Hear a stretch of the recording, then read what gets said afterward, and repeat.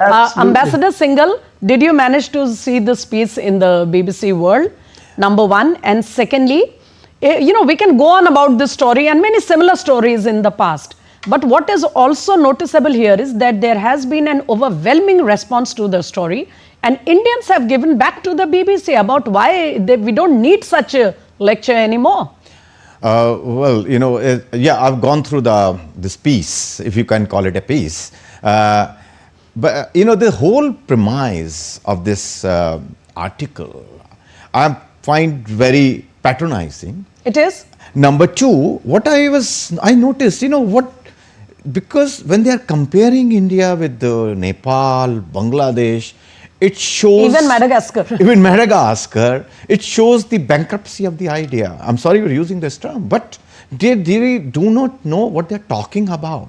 India, and they are, the premise is in everywhere, what has happened is these youths didn't have a voice for various reasons. And it came out in this form. So they are trying to portray that as if the India doesn't have a democracy. They don't have a, voice in the system, which is totally wrong.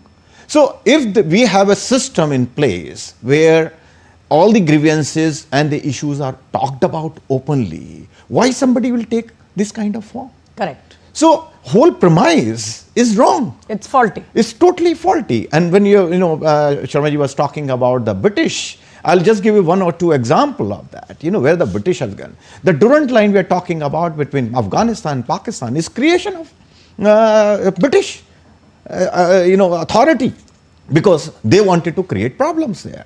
They knew that they are dividing the Pakhtunistan, where the families are on the both sides of the border. Yes. Same thing they did in Jammu and Kashmir with us. They gave away the Baltistan, which was not a part of the, in any case of the issue.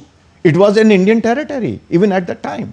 But one major who was awarded later on by the British, he decided in his own wisdom that, it has to go to Pakistan for whatever the reason. And they awarded him. He should have been court-martialed, actually. Because what he did was wrong, absolutely wrong. He has no right to do that. But they awarded him. It shows what the British were attempting to do, because they were fearful of India. They knew that India one day will rise again, what it was in the past. Precisely. And they wanted to create problems so that it got delayed. It happened, of course. They were successful to some extent. But now, India is much ahead of, UK. They're nowhere in the picture. They're nowhere in the... They're asking us our help. I mean, I'll not go into those details now. Yes.